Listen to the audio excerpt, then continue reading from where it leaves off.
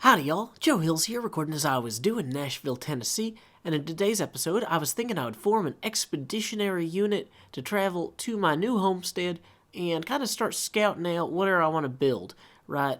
And in the process I realized I'm going to need a way to get to the nether faster. I don't like running all the way to the center of the plateau, and Asuma's got his own nether portal, so maybe it's about time that I made my own nether portal. I think this should be out of range for making noise in the rest of the house. So if we just come over here and light this up, oh, and make sure mobs don't spawn atop it, because that's always crucial. This should hopefully take us somewhere in the nether that we want to go. Let's see.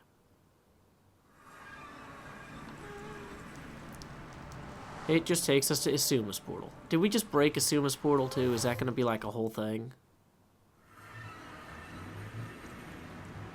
Whatever, we have a shortcut to Asuma's house now.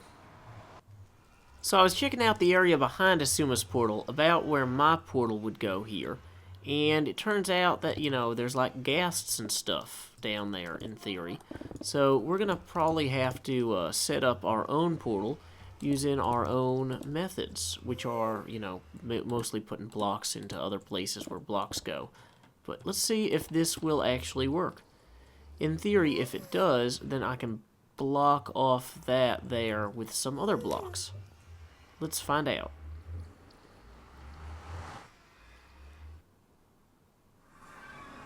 Still at Asuma's house. Dang it. Not where I wanted to be. I'm willing to admit when I'm wrong, and clearly the portal to my house did not go right here. It clearly goes right here. So, having done a little bit of additional multiplication, let's give this a try. Hey, there we are, inside of Joe Hills' house. Now, from here, we can go to Joe Hills' new house. Well, it's not really a house yet. We haven't poured the foundation or done anything else. Now, in fact, I'd argue, is my new house in that direction? Should I, like, build a way to get over there? No, I think it's actually the other way. Let's figure that out. So, we're coming here. We come out this is the purple mesa, like, general residential portal. And then the yellow portal, oh, it is over there. So, I might be able to build a bridge down from my house portal, which I'd be amazed if I couldn't see from here. Oh, I can see it from here.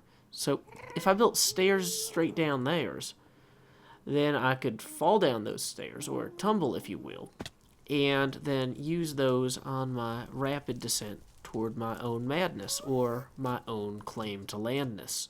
I mean, it's not like I'm going to go crazy living out here by myself, you know. People love living by themselves. It's fine. I won't get lonely. I'm sure of it. Certain. Oh, maybe I should put in a nice floor here, too. Yeah, I was going to use these blocks for something when I got there, wasn't I? Dang it. Whoops. So that's where we came out of the portal. But I have the feeling that we were going to want to put the farmhouse up on, like, one of the hills here. Either that one back there toward that way. Dang it, sunshine. You are not mine today, are you? Dang it. There goes my sunshine away. But, like, if I could put the farmhouse, like, here, nestled in this hill, overlooking the farm, I feel like that would be a generally good move. And then I could have the barn back on this plot here, maybe. Now, for the farmhouse, yeah. So if I put the barn here, did I bring signs to mark this stuff with? No. I do need to make a temporary shelter, and of course I'm barely a little bit of obsidian short. I think I might use the barn as the portal room once I'm actually ready to go with all this. Thank you, sunshine, for returning.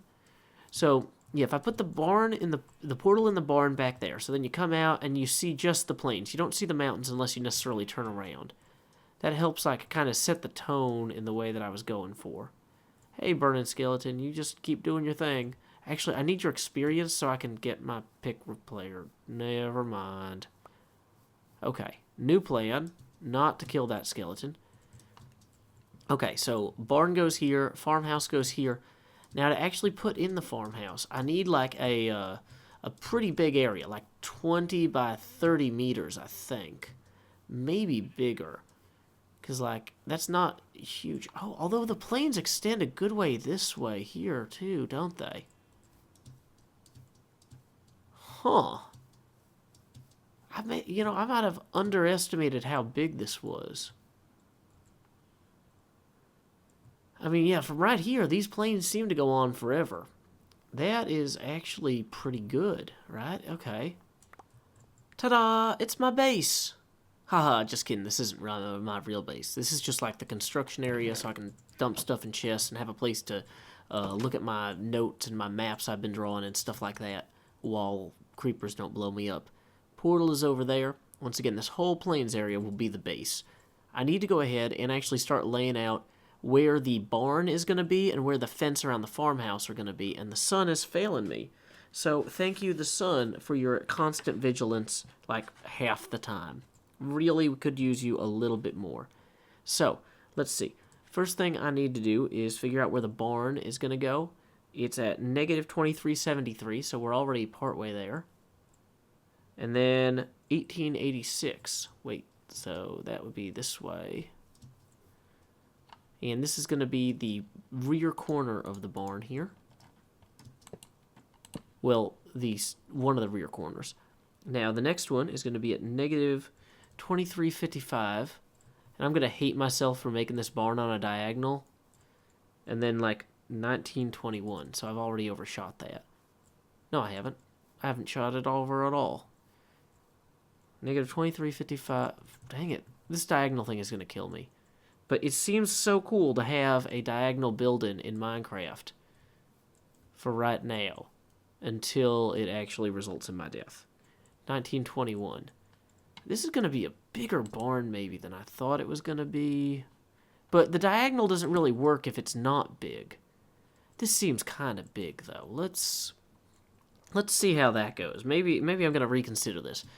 That's why this is actually one of the markers. Sorry, when I wrote down the coordinates I wanted to build at, this is one of the coordinates for the future home of the fence. The fence for the farmhouse is going to go over here. Yeah, that would be crazy if the barn was that big.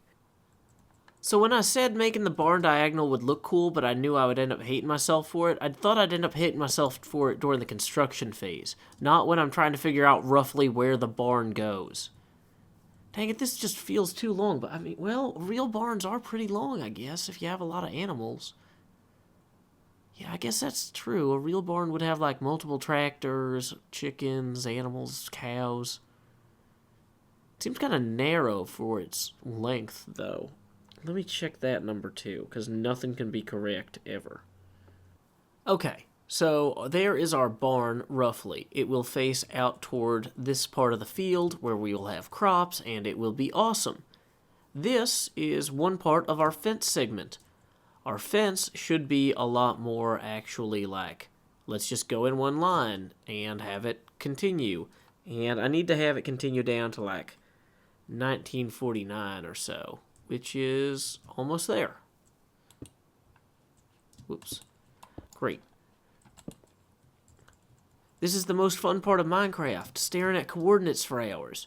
I just need to make sure before I start planting my fields, so I want to actually have the fence kind of come around a little bit. So in order to actually have it round out, I'm probably going to need to have it kind of actually have rounding to it. So like if it went in like, dang it, now I'm running out of blocks. Core concept though of the fence is that it would have some rounding to it, although Minecraft fences don't round especially well. And then this continues here. So farmhouse goes inside of farm fence, which then, you know, kind of continues this way in general. So we got, if I actually like put marker torches along where the fence line was, and of course those are going to be occluded by all the other random torches that get thrown down everywhere. This gives me a lot of room actually for the farmhouse. Can have a nice big farmhouse in this plot, plenty of room, and then we still have room for crops.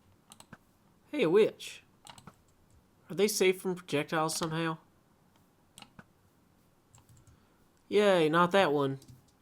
Drop anything good? Ooh, glowstone. I can use that in my wonderful potions. Anyway, now that I've got the markers laid out for where the fence is going to be and where the barn's going to be, I think the last thing I'm going to do this episode is set up the nether portal. I think I want to have that toward the back of the barn here, largely because now it's going to be at an angle counter to the entrance to the barn, but that's okay. Now, the big thing is I don't want it to be really loud all the time when you are in here, like when you're in my base. So I'm just going to go ahead and I guess I really need like a starter portal amount of obsidian at this point, because I just want to get the placement right, and then I can expand it later. So let's go ahead, and we need 10 blocks perfectly. We've actually used all of our extra obsidian at this point, so if we waste a single block, it's curtains for us and our project. Okay, so if we go through here, are we close enough that we're going to come back out in our original portal? Hey, we are. Good for us. We can even like tweak that a little bit later to make it perfecter. But you know what? I'm happy to take it. So if I go through this one now, well, I still came out here. So let's go ahead and try breaking this, and then seeing if we still come out in this one or if we come out in the other one. Now we go back through once again.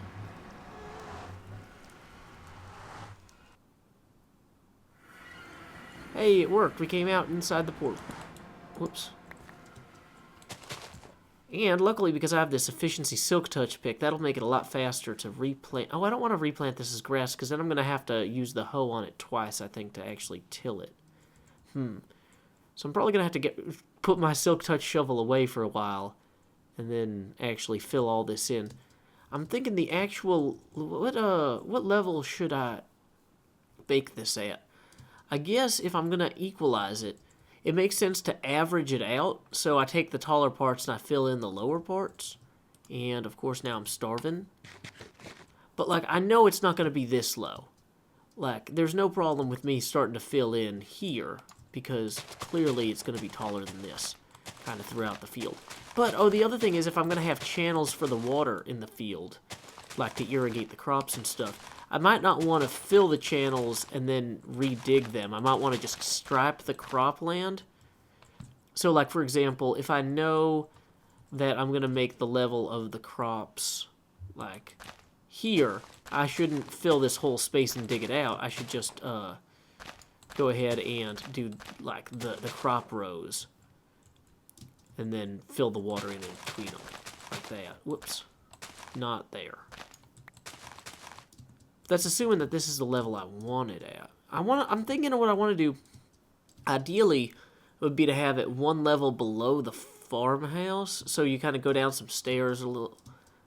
So let's see, where's this farmhouse fence? So here's the farmhouse fence. So actually, the way the farmhouse is, it's at an angle anyway. So I'd have to shore up a whole bunch of this regardless. But like, yeah, this pit down here is definitely going to get all filled in. So, probably going to have a lot of time to spend on filling in pits and things like that. But that's okay. It's good to have some busy work. Lets me free my mind to think about the important things in life, you know, like what's going to happen next season on Game of Thrones and who's going to win on Jeopardy. Probably, if I had to guess, it'll be Varys. He's really good at knowing stuff. But, you know, spying and Jeopardy doesn't always go hand in hand. Some spies go on Jeopardy and they're terrible. You wouldn't even know they're spies. But anyway, where was I? I was saying goodbye to y'all, kind, gentle folks. So, until next time, y'all, this is Joe Hills from Nashville, Tennessee. Keep adventuring.